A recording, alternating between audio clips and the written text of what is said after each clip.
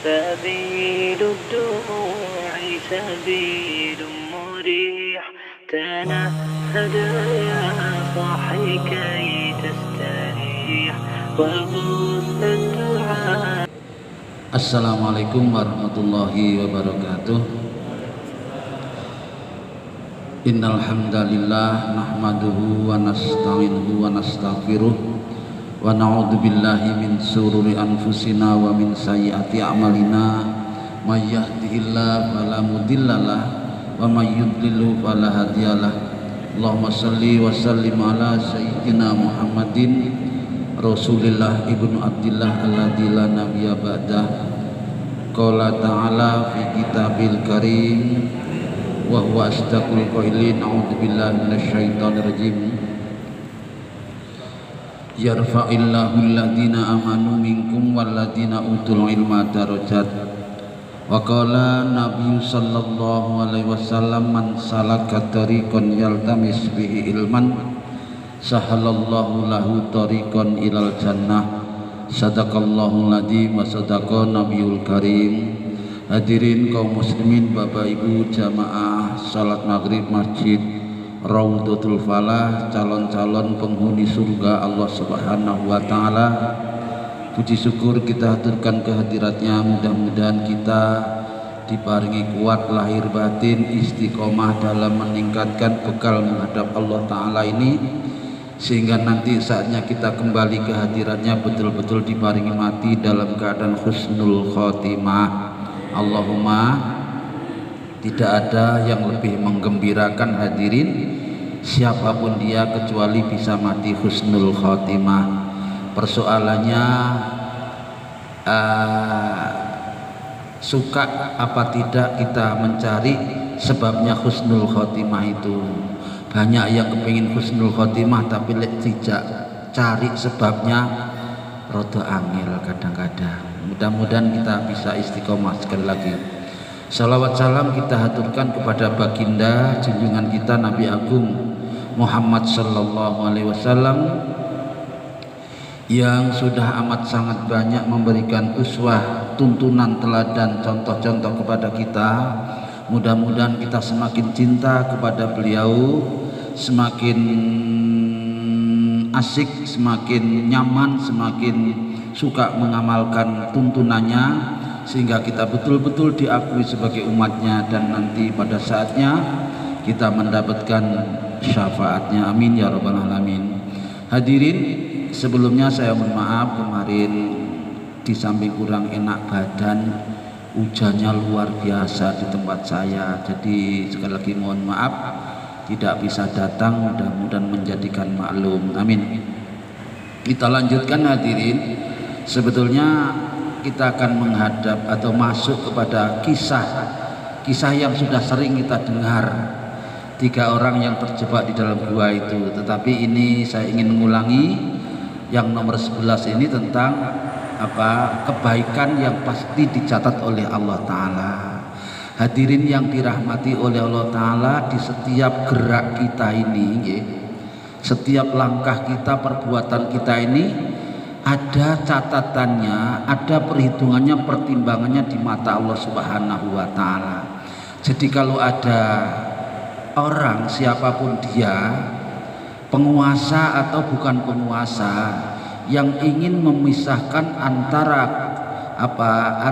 negara, antara politik dengan agama, ini amat sangat tidak bisa, sangat tidak betul, dan itu bertentangan dengan baik Pancasila maupun oleh syariat Allah Subhanahu wa taala. Jadi hadirin, tidak ada di dalam segi-segi hidup dan kehidupan manusia yang tidak ada perhitungannya di dalam agama. Setelah sekecil apapun sampai kedipnya mata ini hadirin, itu ada hitungannya di dalam agama. Kedipe moto, kedip muten tok.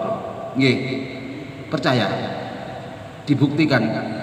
Bapak-bapak misalnya, kaum laki juga kadang-kadang kaum ibu melihat lawan jenisnya, nggih. Biasanya bapak-bapak biasanya, tapi juga tidak jarang ibu-ibu, cuma nyolong-nyolong biasanya.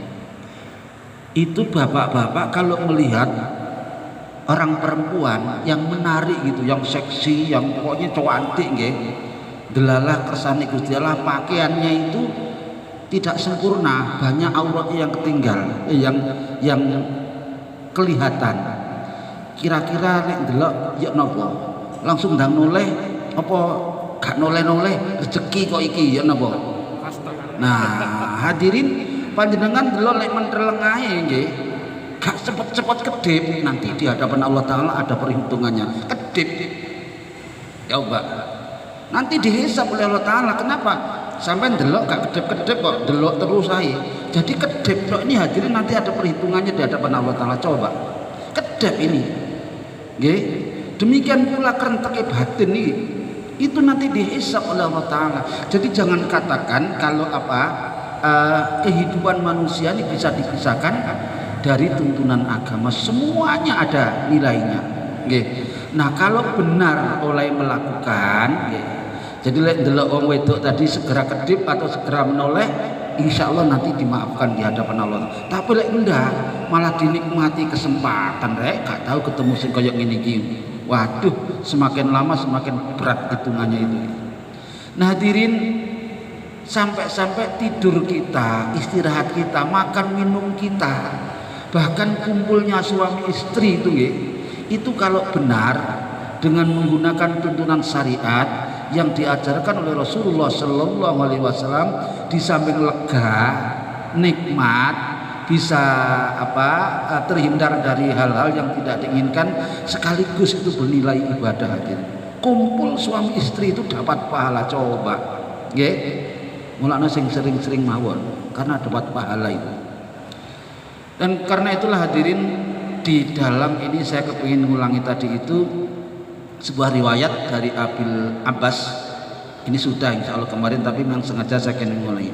Bima yarwi an Rabbi, seperti yang diriwayatkan dari Tuhannya. Tabarakallah ta'ala qala, Allah berfirman yang dibahasakan oleh Nabi.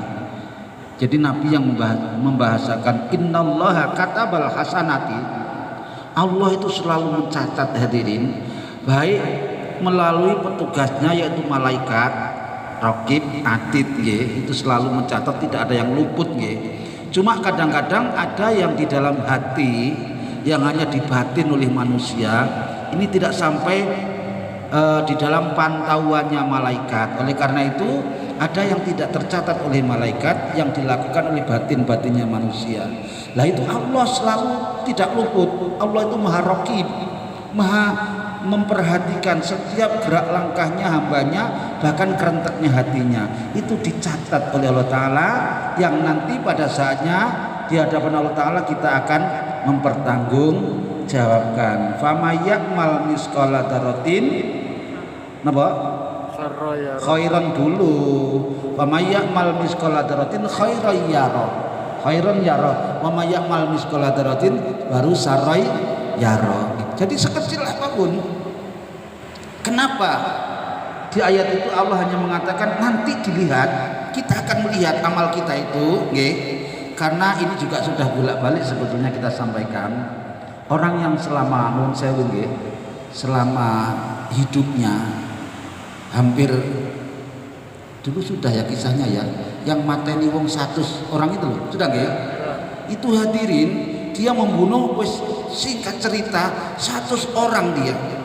Kemudian juga singkat cerita dia bertaubat, dan taubatnya sekalipun belum sempurna, dia masih dalam perjalanan, tapi sudah dinilai taubatnya taubatan yang diterima, taubatan nasuha. Karena itu dosanya materi sekian orang tadi itu karena dimaafkan oleh Allah Ta'ala, dia hanya melihat saja. Makanya fama ya'mal misqala dzarratin sarron yara, dia hanya melihat saja dari perbuatan yang dia lakukan. Nah sebaliknya hadirin, naudzubillah, sekali lagi naudzubillah, kayak dulu ada ceritanya Barsisong ceritanya Bal'am bin Baurok dan lain sebagainya. Orang yang surga itu tinggal satu langkah hadirin, seumur hidupnya ngelakuin apa tok pokoknya delalah, naudzubillah sekali lagi, matinya su'ul khotimah. Jadi di hadapan Allah ketika dia perhitungan amalnya, dia hanya ya roh hadirin, delok melumut tok. Dulu aku pernah tahajud dulu pernah jamaah, pernah sodako, pernah macam-macam, tapi karena ditutup akhir hidupnya tadi itu dengan su'ul khotimah, naudzubillah, maka dia tidak menerima dari hasil kerja kerasnya itu. Nah inilah hadirin pentingnya kita untuk mempertahankan yang ada di dalam dada ini. Jangan sampai nanti pada saatnya terus melesat imannya. Karena ada sebuah riwayat, wakilah keterangan saja, al imanu yazidu wa yanqus. Iman itu kadang-kadang naik, meningkat, sregepnya luar biasa, lek meningkat nggih, rajin luar biasa, lomannya juga luar biasa, tapi kadang-kadang menurun hadirin. Lek lagi menurun, masya Allah, malasnya setengah mati, sholat kadang-kadang dinyang nggih. Kok sik akhirnya sendirian, itu pun wis cepet-cepetan kebrojol lagi waktunya, bahkan kadang-kadang tidak dilaksanakan. Ini saat imannya menurun. Karena itu hadirin, kita jaga iman ini, jangan sampai pada saatnya menghadap Allah Ta'ala imannya lagi menurun, apalagi naudzubillah sedang tidak beriman. Kalau imannya hilang, matinya berarti mati dalam keadaan tidak beriman. Nah, seperti itu kan namanya matinya su'ul khotimah, naudzubillah. Lalu su'ul khotimah di hadapan Allah, dia hanya melihat saja amal-amalnya dulu di dunia. Makanya Allah mengatakannya, "Fama ya'mal misqala dzarratin khairan yara, wa may ya'mal misqala dzarratin syarran yara." Belum langsung mendapatkan balasan, tetapi dilihat bagaimana akhir daripada hidup dan kehidupannya. Nah hadirin, kata beliau, kata Allah Ta'ala sendiri sih melalui beliau, innallaha katabal hasanat. Allah itu selalu mencatat kebaikan-kebaikan, wassayiat, dan keburukan-keburukan yang dilakukan oleh manusia, kecil sekalipun kayak tadi itu, hanya sekedar kedipnya mata. Lek panjenengan salah nerapno nggih, ya nanti akan membuat akibat. Nah, lek panjenengan delok sing menuari ngoten, apalagi pakaiannya masya Allah minim banget nggih, panjenengan dang gage-gage noleh, wis pokoknya dihilangkan dalam batinnya, dalam pikirannya, ojo diiling-iling, kok malah diiling-iling ae, nek perlu dipoto barang, masya Allah, astagfirullah.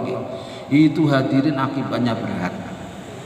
Nah setelah kayak gitu, Allah mencatat yang baik dan yang buruk, sumabayyana, kemudian Nabi menjelaskan zalika kepada ayat itu yang dikatakan Allah tadi itu, faman hamma bi hasanatin, nggih.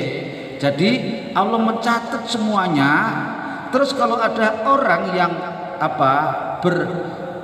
berniat, bermaksud nggih untuk melakukan bihasanatin kepada yang baik-baik, pokoknya kok bengi aku kudu tangi tahajud, nek iso tangine rada awal ben akeh, terus salate apik, niat pokoknya niat banget di dalam hatinya, delalah kersane Gusti Allah, falam yakmalha, dia terkena halangan sakit misalnya nggih, atau pokoknya ada halangan sehingga dia falam yakmalha, gak sida nglakoni apa yang menjadi niatan tadi itu, tapi niat betulan hadirin, gak niat omong tok.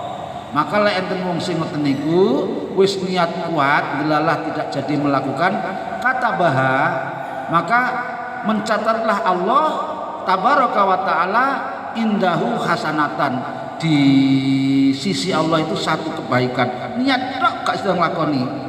Aku nggih. Halo. Sing sering niat. Nggih. Sing niat tenanan, dini kok gak iso nglakoni karena satu dan lain halangan, wis niat sudah dapat satu kebaikan. Coba nggih, satu kamilatan yang sempurna.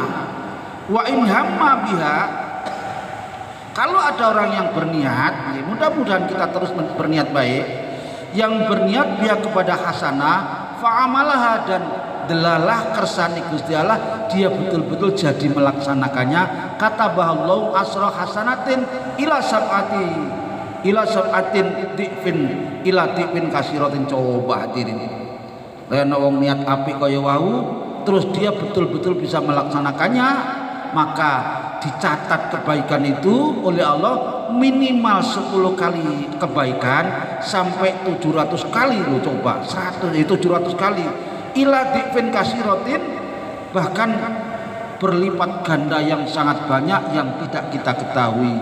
Kenapa bisa begitu? Tergantung niat dan pelaksanaannya masing-masing. Lek dia betul-betul tulus karena Allah, tidak kepingin dilihat oleh orang lain, tidak kepingin menampakkan, pokoknya gak karena selain Allah, kemudian pelaksanaannya betul-betul sesuai dengan tuntunan Allah Ta'ala melalui Nabi maupun Rasul, maka ini pahalanya mulai dari 10 paling kecil paling sedikit sampai 700, coba lonjakannya luar biasa, bahkan sampai lipatan yang banyak yang kita tidak mengetahuinya. Ini kalau baik nggih, niat sing apik. Ibu sekarang hari apa? Jumat nggih, besok Sabtu, terus Ahad, nanti Senin niat nggih, niat poso Senin, Kamis juga niat. Tapi hadirin saya ingin ulangi,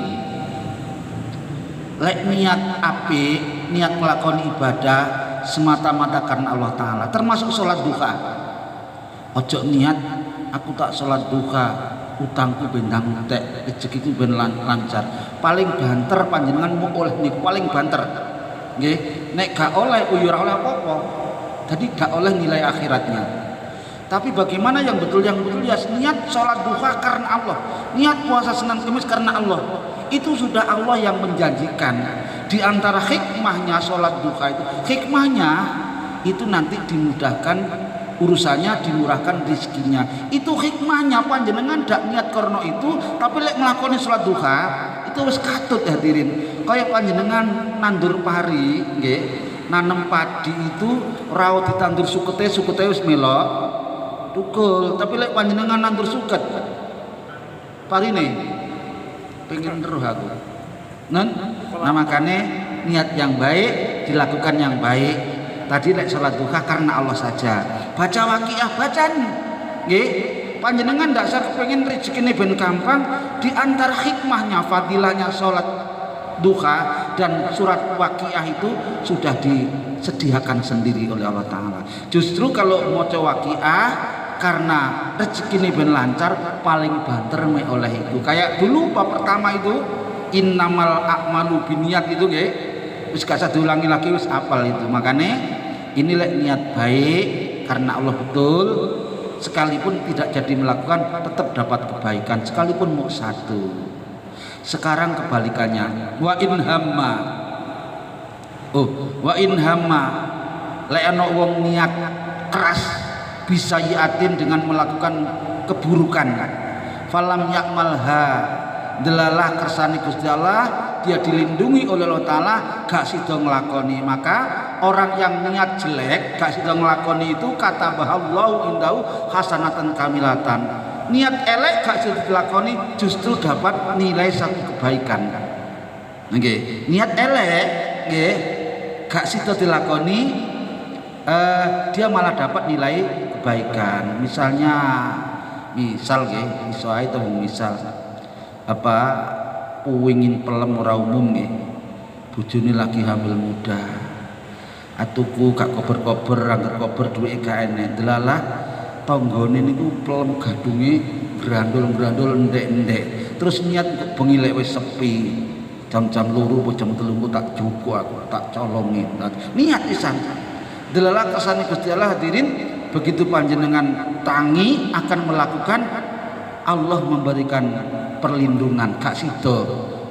Lantarane apa ae nggih, tapi Allah membuat panjenengan ndak sida nglakoni buruk itu, maka dengan mengurungkan yang buruk tadi itu mendapat nilai satu kebaikan. Hebat to nggih? Gak sida oleh pahala.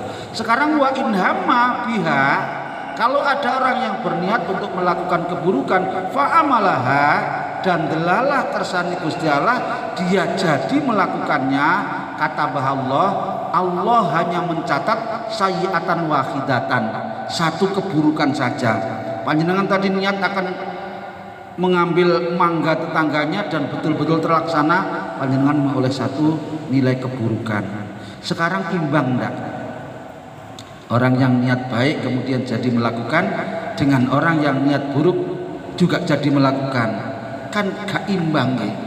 Dulu saya pernah hadirin ada di sini, di jamaah sini, yang secara pribadi datangi saya, Pak Rahmat, katanya Allah itu maha adil. Iya betul, saya bilang itu. Coba kalau ada orang yang hidupnya mungkin panjang, katakan 50 tahun lah, dia tidak beriman kepada Allah Ta'ala, jadi dosanya kan kalau dihitung cuma 50 tahun itu. Tetapi kenapa Allah nanti di akhirat menyiksa di neraka untuk selama-lamanya? Apa adil itu Allah? Dosanya cuma 50 tahun, dia di neraka tidak ada akhirnya, terus menerus. Tak balik hadirin. Termasuk ini saya tunjukkan. Nek ngelakoni apik sido dilakukan, coba pahalanya mulai dari 10 sampai lipat ganda yang tidak terhingga. Nek ngelakoni buruk, dia jadi melakukan cuma dicatat satu perbanding lipat-lipat yang tidak terhitung tadi, itu imbang ndak, adil ndak? Terus saya balik yang lain. Lek ana wong bapak, nggih, umurnya gak usah 50 tahun. Dia umurnya panjang memang, tetapi imannya kepada Allah Ta'ala mungkin tinggal 1 tahun yang terakhir. Yang sekian tahun yang lampau itu dia tidak atau belum beriman kepada Allah Ta'ala. Delalah tahun yang terakhir itu dia dapat hidayah, dia taubat dengan taubatan yang nasuha, kemudian melakoni apik sesuai kemampuan, dia menjadi penghuni surga untuk selama-lamanya. Coba adil apa enggak? Bahkan hadirin, ada orang sahabat Nabi sendiri yang bilang, ada seorang sahabat belum pernah sholat belas, Usairin namanya, sahabat Usairin. Coba dieling-eling ya, belum tahu sholat hadirin, tapi dijamin masuk surga. Coba adil enggak Allah? Urung sholat belum surga dan selama-lamanya. Kok iso Pak? Kisahnya begini, singkat saja. Sahabat Usairin ini ketika habis subuh dia sudah nyanggung Rasulullah, nyanggung Nabi. Kemudian setelah beliau selesai kegiatan itu, subuh sudah habis, sudah masuk duha. Nah, pada waktu itulah sahabat Usairin ini dia menyatakan masuk Islam hadirin. Nah, setelah masuk Islam dia mau berbuat apa? Mau sholat juga belum waktunya, mau puasa juga. Nah, akhirnya dia tanya kepada Nabi, apa Nabi yang harus kita perbuat? Ini sahabat-sahabat yang lain mau berangkat perang, kata Nabi. Mari kalau panjenengan mau melakukan kebaikan, ikut berperang. Akhirnya sahabat Usairin betul ikut berangkat berperang. Dia luar biasa, orang yang masuk Islam anyar-anyar kan semangatnya tinggi hadirin. Wong lek baru mboten semangatnya luar biasa. Termasuk ini Usairin, perangnya wis hebat pokoknya. Akhirnya hadirin, karena dia terlalu antusias nggih, terlalu semangat, rupanya dia syahid hadirin, mati terbunuh oleh orang kafir. Dia durung sholat hadirin, mati di medan perang oleh Nabi, dia termasuk penghuni surga. Coba urung sholat wis jamin masuk surga. Allah adil apa enggak? Nah, lek ana wong takok panjenengan gitu kan nggih. Jadi inilah yang dimaksud di dalam hadis ini. Allah itu selalu memperhatikan kebaikan dan keburukan yang dilakukan oleh manusia. Lek kebaikan itu oleh Allah dibalas lipat ganda yang luar biasa, tapi lek keburukan hanya dibalas 1 kali kesalahan saja. Mudah-mudahan kita bisa. Iya Pak Gus, monggo saya persilahkan. Ini kisah hari ini. Assalamualaikum warahmatullahi wabarakatuh. Waalaikumsalam warahmatullahi wabarakatuh.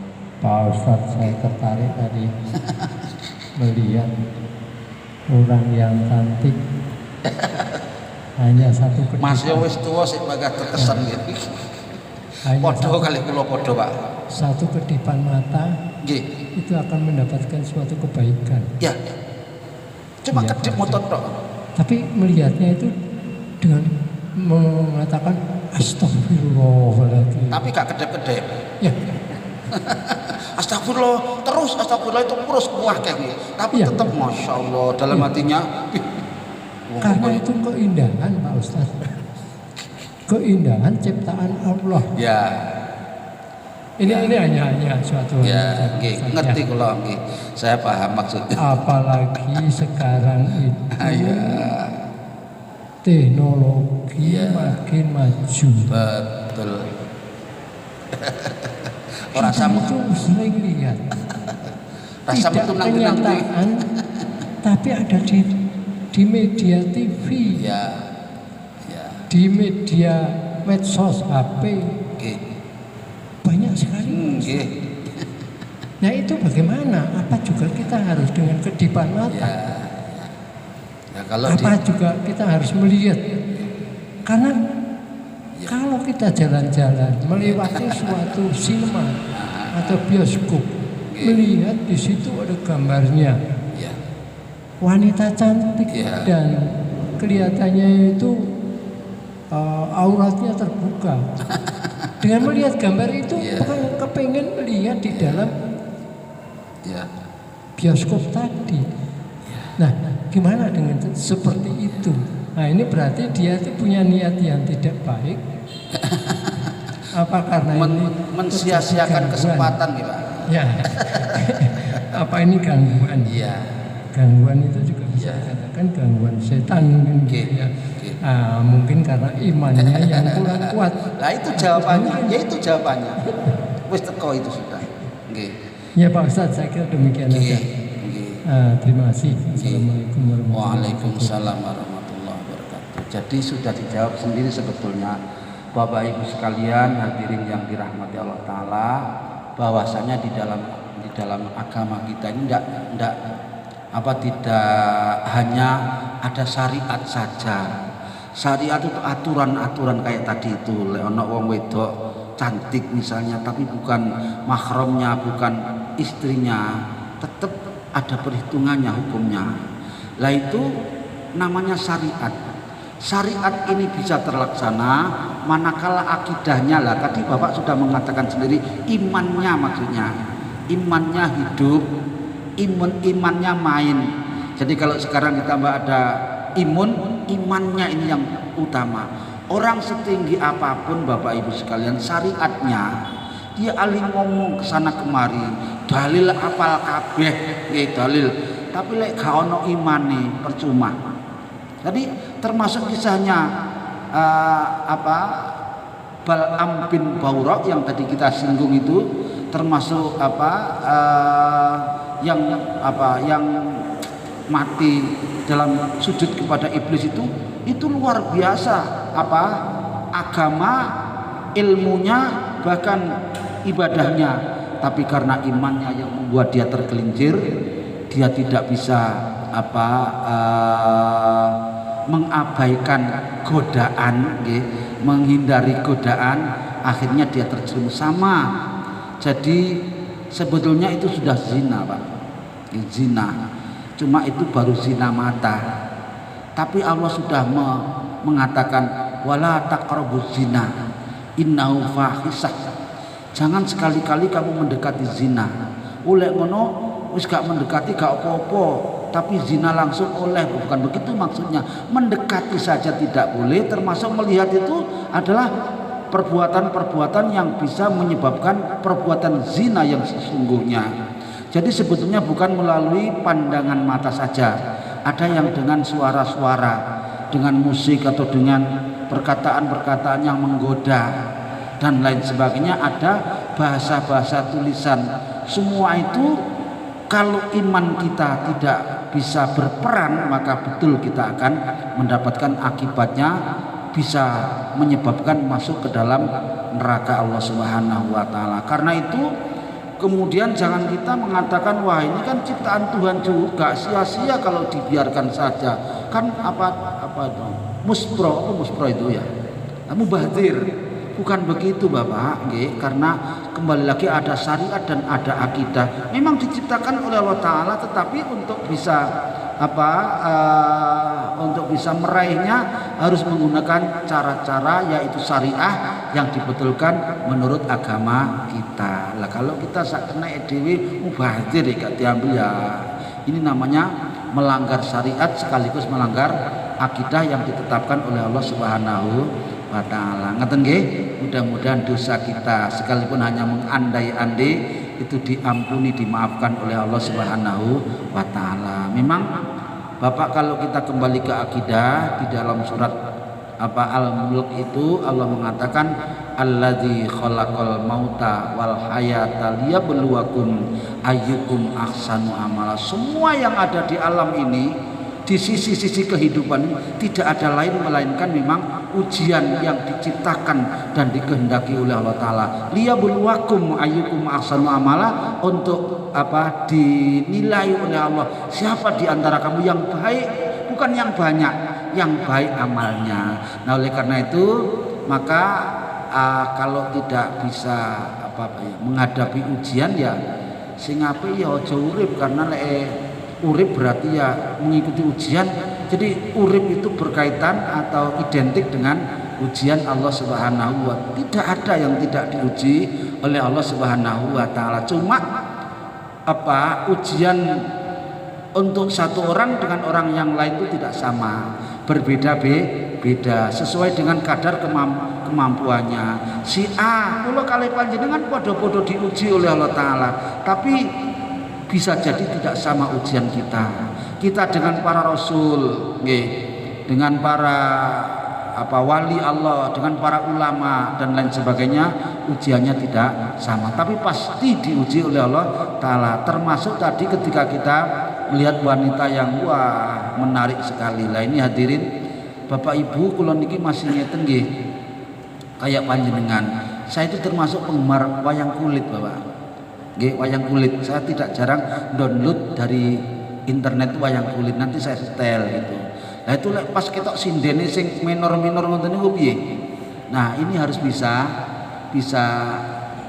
mencari trik-trik bagaimana tidak memperhatikan lek wayah sindene diketokno. Lek wayange ngono ora apa-apa nggih.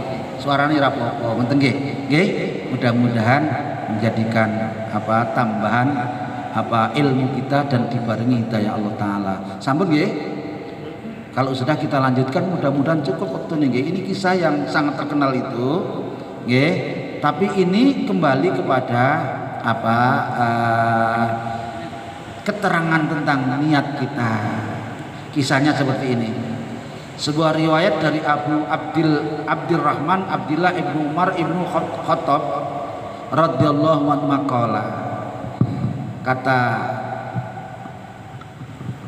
maaf Ustaz, mau tanya sedikit. Moga pun tak. Dengan berkenaan dengan segala perbuatan itu ada pahalanya, ada nilainya. Kalau kita sholat jamaah itu kan ada nilainya 27 kali. Terus kalau sholat di Masjid Muharram itu berapa kali Ustaz? Di masjid apa? Masjid Makkah. Oh, nggih Bapak. Terus di Madinah itu berapa kali? Ya. Itu ada hadisnya apa enggak? Oh, ada. Makanya orang-orang itu kan cerdas Ustaz. Habis haji kan di matematika akan jumlahnya seumur hidup sholatnya. Nah itu jumlah yang keliru terus muniku Pak. Aku wis ke Mekah ning kono suwe aku. Nggih. Nilai sholatku itu muasalah. Betul itu riwayat sahih Pak. Jadi sholat satu kali di Masjidil Haram, sholat satu kali sama dengan 100.000 kali nek gini Pak. Nggih. Tapi ya jangan terus kayak tadi itu mulai teko Mekah Pak. Sholatku ping piro nang kono. Ning gone Madinah tok arba'in tak ikuti. Kalau di Madinah sama dengan 1.000 kali di sini. Panjenengan sholat maghrib di sana di Madinah, dek kene ping 1000 Pak. Maghrib itu pirang dino niku ping 1000. Karek ngitung. Panjenengan sholat duha di Makkah, ibu-ibu kalau di Mekah jangan terus males-males nggih. Tapi jaga kesehatan. Panjenengan sholat tahajud di sana 2 rakaat tok ae tahajud nggih atau duha nggih sama dengan 100.000 rakaat di sana. Coba. Aku mulai ke Mekah aku wis leren iki gak usah sholat ning kono wis dibanding karo wong sing gak rono kan wis jauh lebih banyak. Aku bukan begitu perhitungannya. Justru dia pahalanya memang lipat gandakan yang demikian hebat sesuai dengan berapa kali, tapi bukan mutlak begitu Pak. Nggih, dia masih juga mengikuti perhitungan bagaimana niatnya. Dia tulus apa enggak? Lah itu masih jadi perhitungan Pak. Bagaimana kualitas sholatnya, wudhunya, nggih? Bagaimana kekhusyuannya masih diperhitungkan oleh Allah Ta'ala.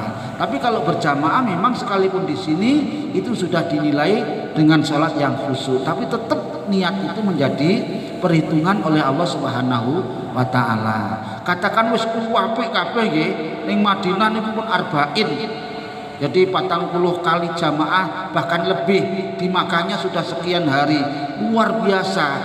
Karena itulah maka ada sebuah riwayat yang menerangkan nggih, al hajjul mabrur, haji sing mabrur. Mabrur niku diantara indikasinya dia ketika pulang dari sana mulai rene itu ndak apik Pak, ndak sergep, ndak ramah, ndak bersahabat, ndak suka menolong, ndak suka memaafkan, luman dan seterusnya. Itu jadi surga tinggal satu langkah karena kemabrurannya. Tapi ada syaratnya, dia harus mampu mempertahankan kemabruran itu sampai matinya. Nah, coba lek wis mari haji, wis oleh titel mabrur hajjah atau haji nggih, dia tinggal satu langkah lagi masuk surga. Tapi pulang dari Mekah terus goyang pinggul meneh ya napa? Dan rasan-rasan meneh ya napa? Menyakitkan hati orang lain lagi ya apa? Korupsi meneh ya napa? Hilang Pak mabrure Pak.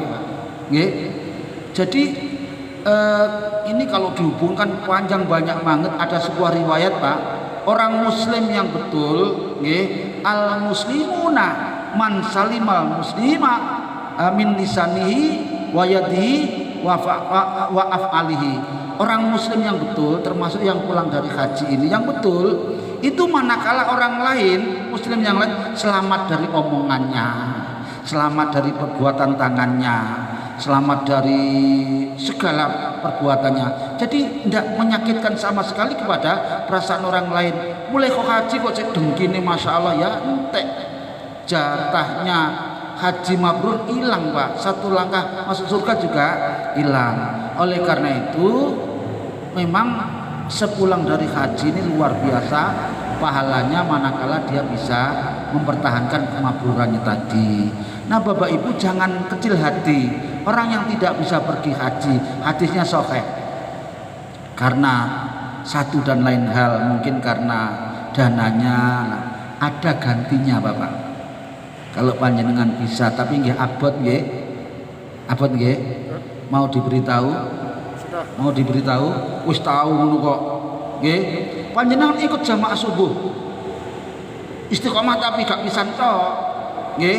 Mari ngoten panjenengan ndak pindah dari tempat duduknya ini, nggih. Umpama pindah karena darurat, misalnya untuk ambil Al-Quran untuk dibaca, atau karena ndak kuat ngempet hadas, panjenengan ke kamar kecil. Itu sampai terbit matahari, namanya isyraq atau tuluk, nggih. Kemudian setelah isyraq atau tuluk panjenengan sholat 2 rakaat saja. 2 rakaat namanya sholat isyraq, wakilah juga sholat duha wakilah. Tapi kalau sholat duha tidak perlu nunggu waktu itu, wayah-wayah oleh pokoknya belum masuk duhur sholat duha masih boleh. Tapi kalau isyraq harus jamaah di masjid atau di musola. Setelah itu dia tidak keluar kemana-mana kecuali zikir, iktikaf, baca Quran atau taklim. Tidak keluar. Nanti begitu isyraq sudah, itu kalau pakai jam gini Pak ada alarmnya gitu. Nanti lek isyraq muni deh. Sama dengan masuknya waktu juga bunyi. Itu panjenengan sholat 2 rakaat, pahalanya membandingi haji dan umroh. Nabi yang bilang taman sampai 3 kali beliau bilang sempurna, sama dengan apa melakukan ibadah haji dan umroh. Ono syarati tapi syarate istiqomah orang pisan tok, kecuali udzur tindakan misalnya gerah sing amrat misalnya nggih, atau apa ada tetangganya yang kena musibah ngaten Pak nggih. Jadi sholat di sini bisa bandingin sholat di sana kalau kita bisa tadi itu nonton niatnya dan istiqomah. Sholat di Mekah memang luar biasa. Di Mekah 100.000 kali bandingannya di sini. Di Madinah 1.000 kali. Di Masjidil Aqsa di Masjid Aqsa 100 kali. Wallahu alam 500 kali di Masjidil Aqsa. Ini luar biasa. Karena apa hadirin, memang ya tidak kecil nggih, tidak kecil apa tantangannya. Danane banyak nggih. Terus apa keamanannya terjamin. Apalagi kalau musim kayak gini kan sulit kita melaksanakannya. Ngaten nggih? Allah alam. Pun itu malih. Ini Ustaz. Nggih. Jadi intinya tergantung keimanan seseorang ya. Saya manusia kan imannya kan naik turun Ustaz. Jadi ya, kalau sedang naik itu memang ada hitungannya sendiri. Terima kasih. Ya betul Bapak. Makanya ada salah seorang ulama yang menggambarkan bahwa iman ini ibarat tanaman. Tanaman itu kalau panjenengan rawat, nggih, disirami, dikasih pupuk, terus mungkin ada hama, apa wereng atau ulat atau apa itu dihindarkan, maka tanaman ini akan subur, Pak. Bahkan bisa berbunga, bahkan bisa berbuah yang bagus. Iman itu juga begitu. Tidak pokok iman dah, kita rawat, Pak. Nggih, kita ibarat tanaman tadi kita sirami. Siramannya bagaimana ya kayak gini ini siraman rohani, nggih. Kemudian kita pupuk sama dengan banyak zikir. Ini pupuknya iman, Pak. Nggih, baca Al-Qur'an. Nggih. Kemudian kita hindarkan dari wereng-werengnya iman. Apa? Banyak tafakur. Nggih. Memperhatikan kebesaran Allah Ta'ala subhanallah. Allah Pak panjenengan lek pernah menyaksikan sekalipun di YouTube nggih, di Jazirah Arab sana ada satu laut Pak. Lautnya satu, airnya ini dua macam Pak. Satu asin yang luar biasa, satu tawar sekali. Kalau pemisah Pak, tapi kok bisa? Coba. Ini kan kebesaran Allah Subhanahu wa taala. Ya apa Allah oleh bidakno iki? Kok iso? Nah, jadi kalau begitu kita katakan subhanallah, betul-betul maha besar, maha suci Allah Ta'ala ini. Bisa saja nih gak sadar atau merono kok Pak. Kita memperhatikan di tubuh kita sendiri ini, di satu mata ini saja. Kalau kita kaji melalui ilmu medis, ilmu kedokteran luar biasa yang terdapat di mata ini, kelebihan kehebatan yang diberikan oleh Allah Subhanahu wa taala. Allah menciptakan mata bukan sekedar untuk bisa melihat saja, tapi dari mata itu bisa banyak lagi kebaikan-kebaikan, bisa membedakan warna. Coba umpamane moto iso ndelok misalnya, tapi kabeh warnane kok ireng piye. Nah, ini juga namanya apa? Tidak sempurna ciptaan Allah. Allah Maha sempurna dalam ciptaannya. Mata bisa kedip, panjenengan diparingi iso kedip mata ini suatu kenikmatan dan anugerah yang luar biasa. Misalnya mata gak iso kedip ya napa? Dan kering, gak iso melihat akhirnya. Jadi kalau kita kaji masalah subhanallah luar biasa banyaknya. Ngaten Pak Budi nggih. Yang lain pun nggih. Kita masuk ke cerita, mudah-mudahan ya itu nggih wektune wis semakin mepet. Kata Rasulullah yang disampaikan ini tadi, yakul beliau bersabda, intolako, suatu ketika melakukan bepergian, musafir, lelono lek bahasa Dewi. Salah satu nafarin ada 3 orang. 3 orang ini berkelana, perjalanan iman kana qablakum, tapi ini bukan kisah dan cerita di zaman Rasulullah tidak, tapi di zaman orang-orang qablakum sebelum kamu. Bisa jadi ini zamannya Nabi Isa, bisa jadi zamannya Nabi Musa, tapi wakilah zamannya Nabi Isa. Berjalan 3 orang dalam satu tujuan. Hatta awahum al-mabit, sehingga suatu ketika dia menemui satu waktu yaitu malam hari. Maka dia memutuskan untuk mabit. Mabit itu menginap. Makanya di Mekah itu bagi jamaah haji ada satu amalan namanya mabit di Musdalifah itu nggih, di Mina Musdalifah. Ilaghor, ke satu gua. Fadakhaluhu, maka 3 orang ini masuk ke dalamnya. Ada gua, nggih, gua apa gua? Gua.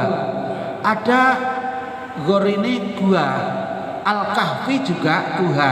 Jadi ada 2 istilah, ada Al-Kahfi, sahabat Kahfi itu menginap tidur di dalam satu gua itu beratus loh.